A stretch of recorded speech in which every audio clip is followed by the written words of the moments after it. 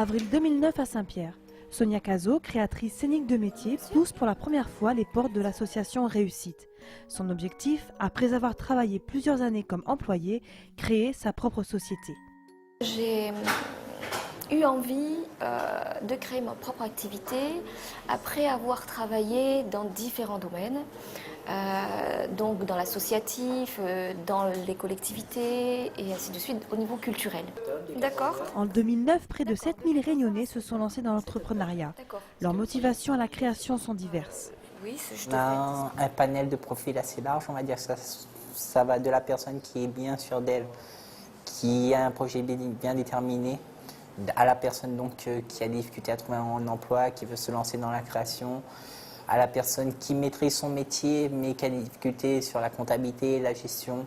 Donc on a un public assez large, on va dire. Et ce qui m'intéressait surtout ici, c'est d'être en couveuse, d'être suivie, de pouvoir discuter de l'entreprise en général avec des personnes qui vont m'aider pour trouver des informations, en tout cas d'avoir peut-être 1 ou 2 interlocuteurs. À La Réunion, l'évolution de la création d'entreprises entre 2008 et 2009 connaît une croissance record avec une augmentation de 8%. Néanmoins, bon nombre de nouvelles structures ferment avant 3 années d'existence. Au-delà de la maîtrise technique de l'activité propre à chaque entreprise, le problème majeur réside dans la gestion de la société et d'une vraie connaissance du monde des affaires. Se faire aider et accompagner dans la création de son entreprise, une solution qui attire de plus en plus de candidats. Dans ce but, l'association Réussite a vu le jour il y a 10 ans.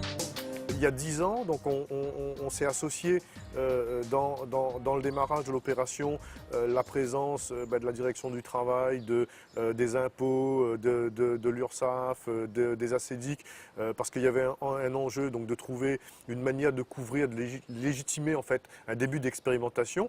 Et puis au fur et à mesure, il y a 5-6 ans, des lois comme la loi Dutreil ont fait en sorte de poser un cadre réglementaire pour les couveuses et tout ce qui est test grandeur réelle, quoi.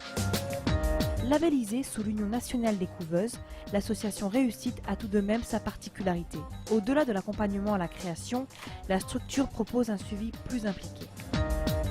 Nous, on s'adresse effectivement particulièrement aux personnes qui ont une idée de projet, suffisamment mûre ou pas encore suffisamment mûre, puisqu'on va effectivement être capable de leur proposer un pré-test. Donc on va les aider à réaliser donc, leur étude de marché pour valider on va dire, la pertinence potentielle économique de leur projet.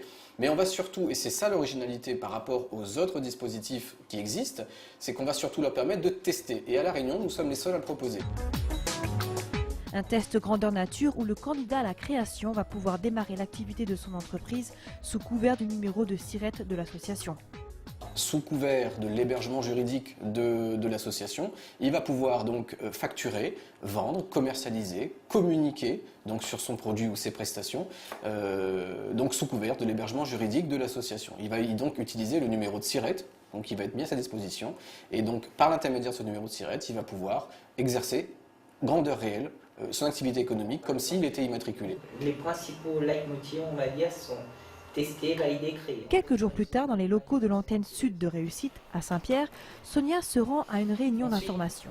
Le dispositif d'accompagnement est présenté aux candidats. Un dispositif qui comporte 5 étapes clés.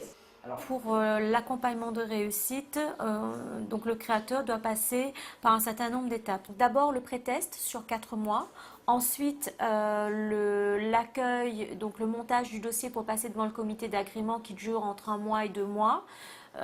Ensuite donc l'accompagnement lui-même qui dure 12 mois. Et au final, donc, le montage du dossier sur 4 mois et le suivi post-création sur 3 ans. 5 étapes pour lancer sa carrière d'entrepreneur. Avant d'entrer dans le vif du sujet, Sonia Cazot a dû, elle aussi, défendre son projet devant un jury qui validera ou non sa faisabilité. Un peu impressionnée, la candidate se retire afin de laisser le jury délibérer.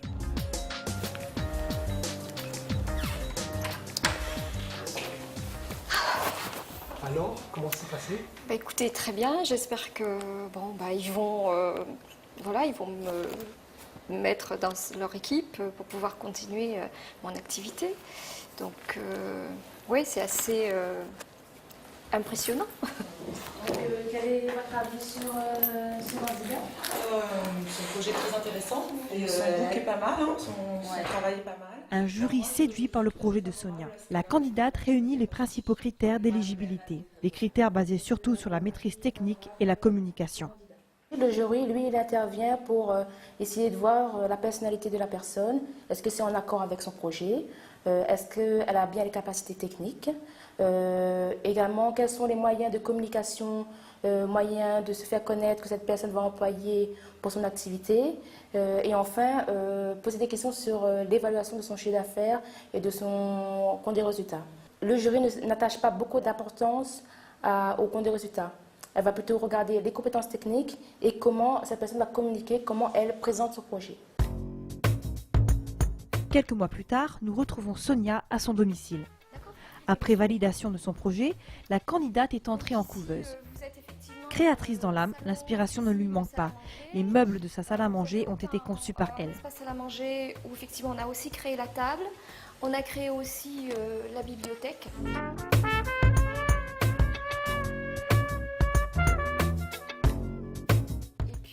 Et c'est dans cette pièce aménagée en bureau qu'elle exerce une partie importante de son activité professionnelle. Voilà, ici c'est un peu mon univers. C'est là où je crée, c'est là où je passe beaucoup de temps dans l'ensemble de la création. Donc j'ai affaire souvent à des logiciels pour travailler les intérieurs, faire l'aménagement, créer des enseignes aussi, tout ce qui est image et ainsi de suite. Et ben voilà, j'ai un peu tout m'enfoui de matériel, de documents.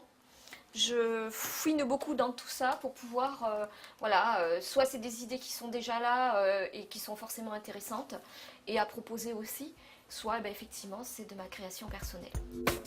Chaque année dans les couveuses, bon nombre de projets aboutissent à une immatriculation définitive.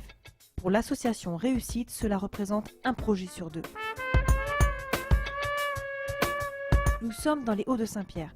Dans cette ancienne bâtisse, Nathalie Sissoko a installé avec son mari son unité de fabrication de savon artisanal. Pour cette infirmière de métier, la nécessité d'être encadrée et accompagnée dans son projet a été primordiale. Donc c'est vrai que quand on n'a jamais été entrepreneur, il est important d'avoir confiance dans son projet. Et la confiance dans ce projet, elle s'appuie sur des personnes qui vont nous encourager, qui vont nous accompagner. Et elle s'appuie aussi sur le fait d'être compétent. Mon apport principal par rapport à la couveuse a été d'avoir des formations en termes de gestion, en termes de comptabilité, un accompagnement pour mieux négocier mes tarifs avec les fournisseurs, des aspects réglementaires, etc. Enfin, au fur et à mesure de l'avancée de mon projet, des problématiques se sont révélées et j'ai pu, avec la couveuse, avancer et puis résoudre les problèmes au fur et à mesure pour professionnaliser vraiment ma démarche. La confiance, facteur prépondérant dans la réussite d'un projet. Autre domaine d'activité, autre exemple, le cas de Jean-Patrice Combe. Après plusieurs années de chômage, la seule issue professionnelle a été pour ce père de famille de créer son entreprise. Devenu photographe, il avoue que sans la couveuse Réussite, sa structure n'aurait tout simplement pas vu le jour. Le plus important pour moi à la couveuse, c'était surtout la confiance en moi. Parce que c'est vrai qu'au départ, quand on veut créer une entreprise, surtout dans un domaine aussi compliqué que la photographie, à La Réunion, donc il faut avoir une très grande confiance en son projet. Et c'est vrai qu'au départ, j'avoue que j'étais pas très chaud pour me lancer, quoi, bien que j'aime ce métier. Mais voilà, donc le fait d'avoir pris contact avec Réussite, ça m'a donné beaucoup confiance en moi. Ça m'a permis de faire des expos, de me faire connaître un petit peu vis-à-vis du public, du grand public. Et voilà, c'est surtout la confiance en moi que ça m'a... C'est ça surtout qui m'a aidé à créer mon entreprise. Moi, j'estime que ça m'a apporté que du bien. Sans Réussite, je pense que j'aurais certainement pas créé mon entreprise. Aujourd'hui, la renommée de Jean-Patrice en tant que photographe n'est plus à faire. Il a récemment vu ses travaux exposés dans les livrets de la Maison du Volcan.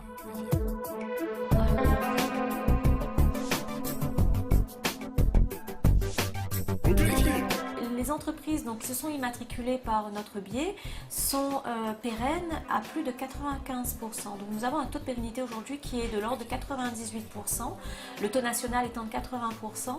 Donc aujourd'hui, nous faisons la preuve que l'accompagnement va permettre à ceux qui sont réellement faits pour une création, donc pour gérer une entreprise, donc de se lancer.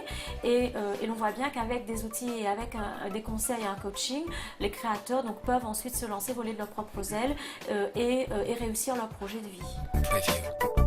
En 2010, l'association Réussite fête ses 10 ans. Et depuis sa création, l'affluence des candidats à la création d'entreprises ne cesse de progresser. Pour les partenaires de l'association, l'aide à la création représente un atout majeur pour le développement économique de La Réunion. Ce que nous voulons, c'est encourager tout ce qui permet la réussite des créateurs. Et en ce sens, la couveuse Réussite, par l'option qu'elle prend d'accompagner très loin les créateurs et de les porter jusqu'à la réussite de leur projet, est évidemment quelque chose qui nous intéresse au plus haut point. Alors sur le soutien à la création d'entreprises, l'État, effectivement, au travers du soutien à la création d'entreprises et donc du soutien à Réussite, est sur deux enjeux forts. C'est un développement économique du territoire et deuxièmement sur le développement de l'emploi de ce territoire. Notre but, c'est de favoriser les gens qui ont une envie, qui ont des compétences, qui ont un certain nombre de potentialités. Notre objectif est de les aider à mener à bien leur projet pour essayer de faire en sorte qu'ils soient accompagnés jusqu'au bout, dès lors qu'on a vérifié la viabilité de leur activité envisagée.